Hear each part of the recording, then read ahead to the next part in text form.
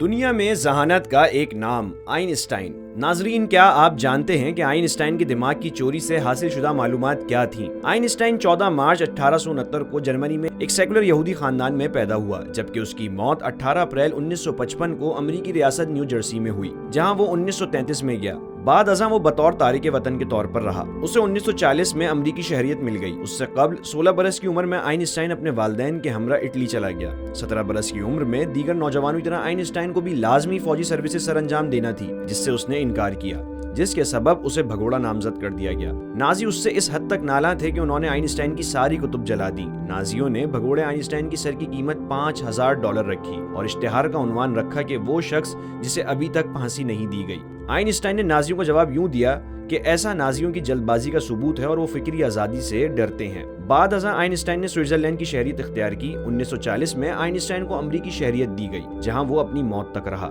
Einstein تمباکو نوشی کرتا تھا اور اس کا ماننا تھا کہ تمباکو نوشی منطقی فیصلہ سازی میں بنیادی کردار ادا کرتی ہے۔ ساتھ ہی ساتھ آئنسٹائن کو موسیقی پسند تھی، خاص کر وائلن بجانا۔ جب کبھی وہ کسی مسئلے میں الجھ جاتا تو وائلن بجاتا تھا۔ آئنسٹائن نے اپنے طرز لباس اور انداز سے فلمی ستاروں سے زیادہ شہرت کمائی۔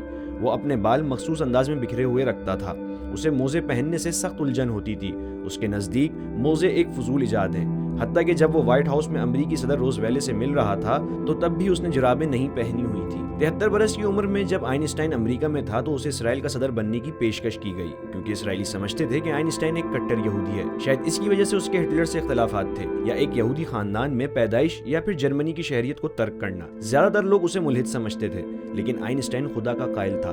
البتہ اس کا تصور خدا عیسائیت اور یہودیت سے مختلف تھا۔ اسرائیل کی جانب سے صدارت کی پیشکش کو آئنسٹائن نے یہ کہہ کر مسترد کر دیا کہ وہ لوگوں سے میل جول اور بات چیت کو زیادہ پسند نہیں کرتا اور وہ اس فن میں کمزور ہے۔ موت سے قبل آئنسٹائن نے اپنے جسم پر تحقیق سے منع کر دیا تھا۔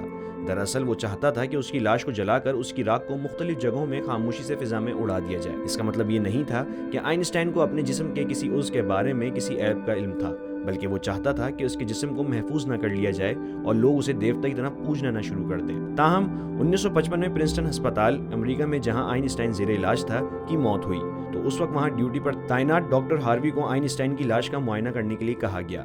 ڈاکٹر ہاروی بھی سائنس، تحقیق اور تجربات پر یقین رکھتا تھا۔ اس نے آئنسٹائن کی وصیت کے برعکس اور آئنسٹائن کے خاندان سے اجازت کے بغیر ہی اس کا سر کھولا اور اس میں سے اپنے عہد کے سب سے بڑے اور نوبل انعام یافتہ سائنسدان کا دماغ چوری کر لیا۔ جب آئنسٹائن کے دماغ کی چوری کی خبر عام ہوئی تو ڈاکٹر ہاروی کو نوکری سے ہاتھ دھونا پڑا۔ تاہم ڈاکٹر نے آئنسٹائن کے بیٹے ہینس ایلبرٹ سے درخواست کی کہ وہ اسے معاف کر دے کہ اس نے اس کے والد کا دماغ چوری کیا۔ آئنسٹائن کی آنکھیں بھی نکال لی گئیں۔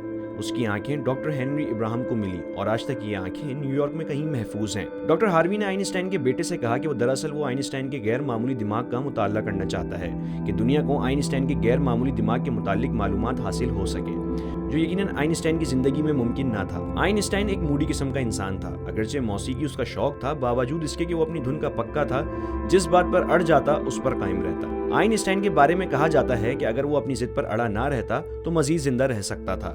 جب ڈاکٹرز نے خون کی ایک نالی کو مصنوعی طریقے سے درست کرنے کا مشورہ دیا تو اس نے جو کہا وہ صرف آئنسٹائن ہی کہہ سکتا تھا۔ اس نے ان الفاظ میں ڈاکٹر کا مشورہ ماننے سے انکار کر دیا کہ زندگی کو مصنوعی طریقے سے بڑھانا ایک بے ذائقہ عمل ہے۔ میں نے اپنے حصے کا کردار ادا کر دیا اور اب اختتام کو شاندار طریقے سے سر انجام دینا چاہوں گا۔ آئنسٹائن بچپن سے ہی غیر معمولی صلاحیتوں کا مالک تھا۔ اگرچہ عام بچے کی نسبت اس عظیم سائنسدان نے دیر سے بولنا شروع کیا، یہاں تک کہ اس کے والدین اس کے بارے میں تشویش میں مبتلا رہنے لگے۔ مبادا یہ کسی ذہنی بیماری کا شکار نہ ہو۔ در حقیقت آئنسٹائن لسانی ساختوں کو ذہن میں جوڑتا رہتا، لیکن ان کا اظہار اس نے قدرے دیر سے کیا۔ ایک رات کھانے کی میز پر آئنسٹائن نے پہلی مرتبہ جو الفاظ بولے تھے وہ یہ تھے کہ یہ سوپ بہت گرم ہے۔ اس کے والدین حیران ہوئے کہ ان کا بچہ روانی سے بول سکتا ہے، تو انہوں نے اس سے پوچھا کہ تم پہلے کیوں نہیں بولے؟ تو آئنسٹائن نے جواب دیا کہ اس سے قبل سب ٹھیک چل رہا تھا۔ 5ویں سالگرہ کے موقع پر آئنسٹائن کے والد نے اسے ایک مقناطیسی کمپاس تحفے میں دیا۔ تب اس میں سائنس سے دلچسپی پیدا ہوئی۔ وہ سوچتا رہتا کہ وہ کون سی طاقت ہے جو مقناطیسی سوئی پر اپنا اثر قائم رکھتی ہے۔ 17 برس کی عمر میں آئنسٹائن نے پولی ٹیکنک اسکول میں داخلے کا امتحان دیا، جہاں وہ ریاضی اور سائنس میں پاس ہو گیا۔ تاہم تاریخ اور جغرافی میں بری طرح ناکام ہوا۔ خیر، آئنسٹائن نے نیوٹونین فزکس کے بنیادی قضایا سے اختلاف کیا اور خصوصی نظریہ اضافت اور بعد ازاں عمومی نظریہ اضافت پیش کیے، جس سے نہ صرف سائنس بلکہ سماجی سائنس کے میدان میں بھی کھلبلی مچ گئی۔ 1905 में आइंस्टाइन के तहरीर करदा मकालों ने यूं समझ लीजिए कि दुनिया का तस्वुर ज़बां और मकाम बदल के ही रख दिया और मकानी ज़बां या ज़मानी मकाम में तब्दील कर दिया। यानी वक्त का जो रिवायती तस्वुर था कि ये एक मुस्तकिल और यकसा चीज़ है, आइंस्टाइन ने इसकी नफ़ी कर दी। सादा तरीन अल्फाज में इजाफत को यूं समझिए कि इस नज़रिए में हरकत के मुतालिक बात की गई है, यानी कोई भी चीज़ जब हरकत करती है तो वो रिलेटिविटी का इत्तिबा करती है।